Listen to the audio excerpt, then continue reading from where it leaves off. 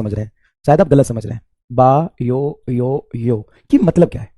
तो आप सभी को मैं ये क्लियर कर देता हूं, कल लक्ष्य बैच में भी क्लियर कर दिया था कि एक्चुअल में मैं बोल रहा हूं 3 साल से बच्चों को कि घनघोर बायो, जल्दी जल्दी अपना बात खत्म करूंगा, घनघोर बायोलॉजी, बायोलॉजी, बायोलॉजी की स्पेलिंग ना गलत लिख दो, नहीं तो भाई साहब पूरी दुनिया पीछे पड़ जाएगी मेरी। घनघोर बायोलॉजी, स्पेलिंग नहीं आता इसलिए तो बायो बोलता हूं मैं। तो जब मैं बायो बोलता हूं या घनघोर बायोलॉजी बोलता हूं तो मैं किसी सब्जेक्ट की कोई बेइज्जती नहीं कर रहा, मैं किसी टीचर की कोई बेइज्जती नहीं कर रहा। बायो कोई आसान सब्जेक्ट भी नहीं होता है। असल में हर सब्जेक्ट इक्वली इंपॉर्टेंट है और नीट के हिसाब से बायोलॉजी बहुत ज्यादा इंपॉर्टेंट है, क्योंकि बायोलॉजी से 180 सवाल आते हैं ना, बायोलॉजी से कितने सवाल आते हैं? 100 सवाल आते हैं, और फिजिक्स के तो 85 सवाल आते हैं। तो फिजिक्स के कंपेयर में दुगना ज्यादा इंपॉर्टेंट बायोलॉजी है। और अगर आप नीट क्वालिफाई करना चाहते हो तो you have to excel in biology. बिना बायोलॉजी का आप नीट के बारे में सोच भी नहीं सकते। बायोलॉजी सब्जेक्ट भी होना चाहिए आपका। फिजिक्स तो देखो कोई भी ले लेता है, जेई वाला भी ले लेता है, नीट वाला भी ले लेता है, कोई भी ले लेता है, तो लेकिन बायोलॉजी जो लेगा वही नीट क्वालिफाई कर सकता है। तो और बायोलॉजी तो इतना टफ होता है ना कि जब तुम मेडिसिन की पढ़ाई करोगे, डॉक्टर बने जाओगे, तो बायोलॉजी के इतने मोटे मोटे किताब होते हैं, मतलब इतना मेडिसिन बायोलॉजी इतना कंसेप्चुअल है। और अगर आप कहते हो कि डॉक्टर भगवान का रूप है, तो बायोलॉजी महान ग्रंथ का दूसरा महान ग्रंथ है, मतलब दूसरा धार्मिक ग्रंथ है। पहला धार्मिक ग्रंथ अगर रामायण महाभारत को मान सकते हो आप,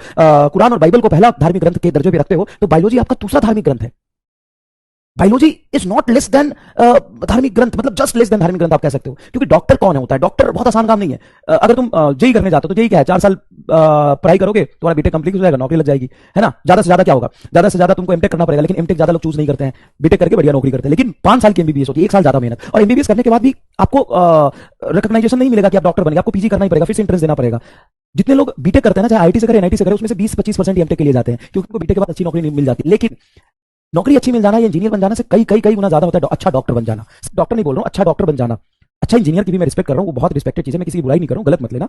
मैं कह रहा हूं कि 5 साल एमबीबीएस पढ़ाई करने के बाद भी आपको पीजी करना ही पड़ेगा। बीटेक करने के बाद एमटेक करने की जरूरत नहीं है, लेकिन 5 साल एमबीबीएस करने के बाद आपको पीजी करना ही पड़ेगा। तभी आप थोड़ा बहुत जाके कहीं तो रेसिडेंट डॉक्टर बन सकते हैं या प्रैक्टिस करने के लिए जा सकते हैं। परमानेंट नौकरी फिर भी नहीं लगती है, ठीक है। तो you should be proud on biology. आप कहते हो ना डॉक्टर भगवान का दूसरा रूप है, तो जितने भी महान धार्मिक ग्रंथ होते हैं उसके जस्ट बाद आप बायोलॉजी सब्जेक्ट को रख सकते हो। ये इतना महान सब्जेक्ट है। और जो आप अभी 11-12 में बायोलॉजी पढ़ रहे हो ना, ये तो एकदम मतलब एकदम छोटा सा और एकदम बच्चों वाला नर्सरी वाला बायोलॉजी लगेगा जब तुम एमबीबीएस में जाके इतनी मोटी मोटी किताब पढ़ोगे। हर किसी की बस की बात नहीं है, और हर किसी की किस्मत की भी बात नहीं है कि बायोलॉजी पढ़ ले। हर किसी की बस की भी नहीं है और हर किसी की किस्मत की भी नहीं है।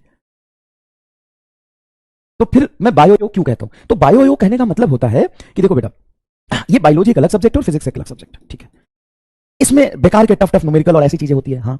तो यहां पे बायोलॉजी में बहुत ज्यादा कंसेप्ट, बहुत सारी चीजें आपको दिमाग में रखना होता है। इसमें सवाल करने का अप्रोच थोड़ा अलग होता है और इसमें सवाल करने का अप्रोच थोड़ा अलग होता है। सब्जेक्ट अलग है, तरीके अलग है, पढ़ने का तरीका अलग है, सवाल सॉल्व करने का तरीका अलग है। तो ये तुमको परफेक्ट आता है as a biology student. Yes sir, biology तुम धुआं कर देते हैं, और आपको नीट में बैठ के 45 मिनट में पूरी बायोलॉजी खत्म भी करनी पड़ेगी, तभी आप अच्छा परफॉर्म कर पाओगे, सेलेक्ट हो पाओगे। सर ये बात भी ठीक है। तो ये तुम्हारा अप्रोच डेवलप हो जाता है, बायोलॉजी तुम्हारा फेवरेट सब्जेक्ट है, सारी चीजें अच्छी होती है, ठीक है। अब जब आते हैं फिजिक्स में, तो वही अप्रोच और वही कंसेप्ट यहां पे लगा देते हैं। तो मैं तुम्हारे अप्रोच को बायो कहता हूं, मैं तुम्हारे स्टेट ऑफ माइंड को मैं सिर्फ तुम्हें घनघोर बायोलॉजी कहता हूं, मैं तुम्हें गधा कहता हूं। ये अप्रोच वहां वाला यहां लगा दोगे तो इसके लिए उसका अप्रोच तो फालतू हो गया, और इसका अप्रोच इसमें फालतू हो गया। तो बस ये रिलेशन अलग है बस।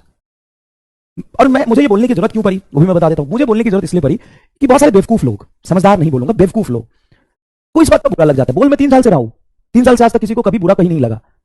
तुम्हें नहीं, हाँ तुम में से भी बहुत सारे बेवकूफ लोग हैं, उनको बुरा लग जाता है। या बेइज्जती कर, मैं बायोलॉजी की बेइज्जती कर ही नहीं रहा। 99% बच्चे समझते हैं मैं बायोलॉजी की बेइज्जती कर ही नहीं रहा। मैं बेइज्जती किसकी कर रहा? अप्रोच की। जो बायोलॉजी वाली अप्रोच तुम यहां लगा देते हो बिना सोचे समझे, तुम्हें लगता है ये सवाल है सीधा आंसर टिक कर देंगे, जैसे तुमने बेटा इसमें किया, बेटा तुमने इससे में किया। और गलती करने के बाद मैं डांटता इसीलिए हूं कि तुम्हारे दिमाग में एक इंप्रेशन बनाए कि यार हाँ ये गलती ऐसे नहीं करनी है, ऐसे अप्रोच नहीं लगाना है, थोड़ा सोचना है कि सिंपल इंटरनल एनर्जी क्या होता है, पर डिग्री ऑफ फ्रीडम क्या होता है। बिल्कुल सही बात है यार, गलती करोगे तभी सीखोगे, इसमें कोई गलत बात नहीं बोल रहे हो। तो गलती करोगे तभी सीखोगे, लेकिन गलती को रिपीट मत करना। मैं तो खुद ही कहता हूं, और कई लोगों ये जानते भी होंगे और सुना भी होगा कि बेटा जितनी संभव मिस्टेक्स है, जितनी संभव गलतियां पहले कर लो, जितनी संभव गलती है पहले कर लो, ताकि नीट में जाके उस गलती की संभावना 0 हो जाए। गलती करो, बहुत ज्यादा करो, लेकिन रिपीट मत करो। तुम एक गलती बार बार रिपीट करते हो क्योंकि तुम बायो हो, घनघोर बायोलॉजी हो। घनघोर बायोलॉजी मतलब एकदम बायो, तुम्हारे दिल दिमाग हर जगह छिपा हुआ है, ठीक है ना। तो भाई मेरे ये अप्रोच हर जगह नहीं चलता। चलो हम वापस आते हैं अपनी कहानी पे। तो मान लो कि मैं तुम सबको 100 रुपए दूं, और ये बोलना जरूरी था क्योंकि आजकल लोग बुरा मान जा रहे हैं। 3 साल से बोल रहा तो कभी किसी को बुरा नहीं लगा, लेकिन आजकल लोग बिना बुद्धि के ऐसे ही कुछ भी सुन के कुछ भी आधा समझते हैं, और उनको बुरा लगता है मेरे स्टूडेंट नहीं है। कई टीचर हैं, कई बाहर के लोग हैं, 1-2% स्टूडेंट है, ऐसे बेवकूफ लोग कुछ भी बुरा मान जा रहे हैं। अरे डैश, ना ही मैंने किसी सब्जेक्ट को बुरा बोला है, ना ही मैंने किसी टीचर को बुरा बोला है, ठीक है ना। हाँ ट्रोल करने लग जा रहे हैं लोग कहीं भी। चलो बायो इधर देखो।